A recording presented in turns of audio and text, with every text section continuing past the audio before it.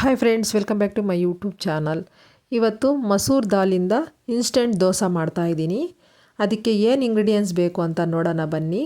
ಮೊದಲು ಮೈಸೂರು ಬೇಳೆನ ಅಂದರೆ ಮಸೂರ್ ದಾಲ್ನ ಒಂದು ಗ್ಲಾಸ್ನ ತಗೊಂಡು 2 ಅವರ್ ನೆನೆಸಿಟ್ಕೊಂಡಿದ್ದೀನಿ ಚೆನ್ನಾಗಿ ತೊಳೆದು.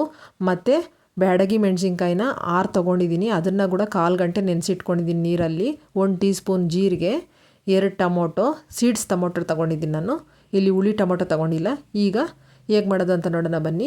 ಮೊದಲು ಮಿಕ್ಸಿಗೆ ಹಾಕ್ಕೋಬೇಕು ನೆಂದಿರೋ ಅಂತಹ ಬೇಳೆನ, ಮೈಸೂರು ಬೇಳೆನ, ಮತ್ತು ಟೊಮೊಟೊ, ಜೀರಿಗೆ, ಮೆಣಸಿನ್ಕಾಯಿ, ಬ್ಯಾಡಗಿ ಮೆಣಸಿನ್ಕಾಯಿ ಇದನ್ನೆಲ್ಲನೂ ಮೊದಲು ಮಿಕ್ಸಿ ಮಾಡ್ಕೋಬೇಕು. ಸ್ವಲ್ಪನೇ ಹಾಕ್ಕೊಂಡು ದೋಸೆಗೆ ಯಾವ ರೀತಿ ರುಬ್ಕೊತೀವಿ ಅದೇ ರೀತಿಯೇ ಅದಕ್ಕೆ ರುಬ್ಕೋಬೇಕು. ಜಾಸ್ತಿ ನೀರು ಸೇರಿಸ್ಕೋಬೇಡಿ, ಅವಶ್ಯಕತೆ ಇದ್ದರೆ ಸ್ವಲ್ಪ ಹಾಕ್ಕೊಂಡು ಚೆನ್ನಾಗಿ ನೆಂದಿರುತ್ತಲ್ಲ ಬೇಳೆ, ಚೆನ್ನಾಗಿ ಮಿಕ್ಸ್ ಆಗುತ್ತೆ, ಪುಡಿ ಆಗುತ್ತೆ ನೋಡಿ. ಈ ಥರ ನುಣ್ಣಗೆ ಹಾಕ್ಕೋಬೇಕು. ಈಗ ರುಚಿಗೆ ತಕ್ಕಷ್ಟು ಉಪ್ಪು ಮತ್ತು ಕೊತ್ತಂಬರಿ ಸ್ವಲ್ಪ ಸಣ್ಣದಾಗಿ ಕಟ್ ಮಾಡಿ ಹಾಕ್ಕೊಂಡಿದ್ದೀನಿ.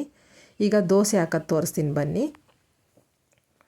ಈಗ ತಾವ ಇಟ್ಕೊಂಡು ಸ್ವಲ್ಪ ನೀರು ಹಾಕ್ಕೊತಾ ಇದ್ದೀನಿ. ತಾವ ಬಿಸಿಯಾಗಿದೆ. ಈ ಥರ ಹಾಕೋದ್ರಿಂದ ತುಂಬ ಗರಿ ಗರಿಯಾಗಿ ಬರ್ತವೆ ನೋಡಿ. ನಿಮ್ಗೆ ಯಾವ ರೀತಿ ಬೇಕೋ ಆ ರೀತಿ, ಯಾವ ಎಳ್ತೆಗೆ ಬೇಕೋ ಆ ಎಳ್ತೆಗೆ ಹಾಕಿ ನೋಡಿ. ಈ ಥರ ಒಂದು ಚೌಟಲ್ಲಿ ತಗೊಂಡು ಹಿಟ್ಟನ್ನ ಈ ಥರ ಎಷ್ಟು ಅಗಲ ಬೇಕೋ ಅಷ್ಟು ಅಗಲ ಹಾಕ್ಕೊತಾ ಇದ್ದೀನಿ. ತುಂಬ ಗರಿ ಗರಿಯಾಗಿರುತ್ತೆ ಮತ್ತು ರುಚಿಯಾಗಿರುತ್ತೆ.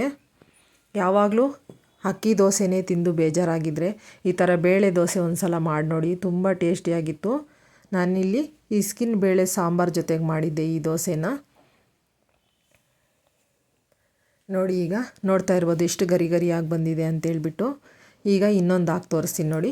ನೀವು ಮಕ್ಕಳ ಲಂಚ್ ಬಾಕ್ಸ್ಗೆ ಏನಾದರೂ ಆಗಬೇಕಾದ್ರೆ, ಯಾಕಂದರೆ ಮಧ್ಯಾಹ್ನ ತಿಂದಾಗ ತುಂಬ ತೆಳು ಹಾಕಿದ್ರೆ ಅದು ತಿನ್ನೋಕ್ಕಾಗೋದಿಲ್ಲ, ಆರೋಗ್ಯ ಇರುತ್ತಲ್ಲ, ಆದ್ದರಿಂದ ಈ ಥರ ಸೆಟ್ ದೋಸೆ ಥರ ಹಾಕ್ಕೊಡಿ, ಸ್ವಲ್ಪ ಮಂದಕ್ಕೆ ಹಾಕ್ಕೊಡಿ ನೋಡಿ. ಅದನ್ನು ಯಾವ ಥರ ಹಾಕೋದು ಅಂತ ತೋರಿಸ್ತಾ ಇದ್ದೀನಿ ನೋಡಿ. ಈ ರೀತಿಯಲ್ಲಿ ದಪ್ಪಕ್ಕೆ ಸ್ವಲ್ಪ ಹಾಕ್ಕೊಟ್ರೆ ಸೆಟ್ ದೋಸೆ ರೀತಿ ತಿನ್ಕೋಬೋದು ಮಕ್ಕಳು ಮಧ್ಯಾಹ್ನದಲ್ಲಿ. ತುಂಬ ಸುಲಭ ಮತ್ತು ಬೇಗ, ಕಡಿಮೆ ಇಂಗ್ರೀಡಿಯೆಂಟ್ಸು, ಬೇಗನೂ ಆಗುತ್ತೆ. ಇದು ಚಟ್ನಿ ಜೊತೆಗೆ ಮತ್ತು ಸಾಂಬಾರು ಜೊತೆಗೆ ಎಲ್ಲದಕ್ಕೂ ಕಾಂಬಿನೇಷನ್ ಚೆನ್ನಾಗಿರುತ್ತೆ ಈ ಮಸೂರ್ ದಾಲ್ ದೋಸೆ ನೋಡಿ. ಈಗ ಇನ್ನೊಂದು ತೋರಿಸ್ತಾ ಇದ್ದೀನಿ. ಒಂದೇ ತೋರಿಸಿದ್ರೆ ಬಿಗಿನರ್ಸ್ಗೆ ಗೊತ್ತಾಗೋದಿಲ್ಲ ಅಂಥೇಳಿ 2-3 ಹಾಕಿ ತೋರಿಸ್ತಾ ಇದ್ದೀನಿ ನೋಡಿ. ತುಂಬ ಗಟ್ಟಿ ಇದೆ, ಎಳಿಯೋಕ್ಕಾಗ್ತಾ ಇಲ್ಲ ದೋಸೆನ ಅನ್ನೋದಾದರೆ ಸ್ವಲ್ಪ ನೀರು ಸೇರಿಸ್ಕೊಳ್ಳಿ, ಪರವಾಗಿಲ್ಲ ನೋಡಿ. ಈಗ ಇನ್ನೊಂದು ದೋಸೆ ರೆಡಿ ಆಯಿತು. ಈಗ ಇನ್ನೊಂದು ದೋಸೆ ಹಾಕಿ ತೋರಿಸ್ತಾ ಇದ್ದೀನಿ ನೋಡಿ. ಟೈಮ್ ಇದೆ ಅಂದರೆ 2 ಅವರ್ ಅಲ್ಲದೆ ಇನ್ನೂ ಬೇಕಂದರೆ ಹೆಚ್ಚು ಹೊತ್ತು ನೆನೆಸ್ಕೋಬೋದು, ಇನ್ನೂ ಚೆನ್ನಾಗಿ ಪುಡಿ ಆಗುತ್ತೆ ಅದು. ನಾನಿಲ್ಲಿ 2 ಅವರ್ ನೆನೆಸ್ಕೊಂಡಿದ್ದೀನಿ ಮೈಸೂರು ಬೇಳೆನ ನೋಡಿ. ಈಗ ತಿರುವಾಗ್ತಾ ಇದ್ದೀನಿ. ಅದು ಹಸಿ ವಾಸನೆ ಇರುತ್ತಲ್ವ, 2 ಕಡೆನೂ ಬೇಯಿಸ್ಕೋಬೇಕು ಇದನ್ನು ನೋಡಿ. 2 ಕಡೆ ಈಗ ಬೆಂದಿದೆ. ಈಗ ಇನ್ಸ್ಟೆಂಟ್ ದೋಸೆ ರೆಡಿಯಾಗಿದೆ ನೋಡಿ. ನೋಡ್ತಾ ಇರ್ಬೋದು ಯಾವ ಥರ ಗರಿ ಗರಿಯಾಗಿ ಕಾಣಿಸ್ತಾ ಇದೆ ಅಂತೇಳ್ಬಿಟ್ಟು. ನೀವು ಕೂಡ ಟ್ರೈ ಮಾಡಿ ಹೇಗೆ ಬಂತು ಅಂತ ಕಮೆಂಟಲ್ಲಿ ತಿಳಿಸಿ. ಇಲ್ಲಿ ಸ್ಕಿನ್ ಬೇಳೆ ಸಾರು ಜೊತೆಗೆ ಮಾಡಿದ್ದೀನಿ ನಾನು.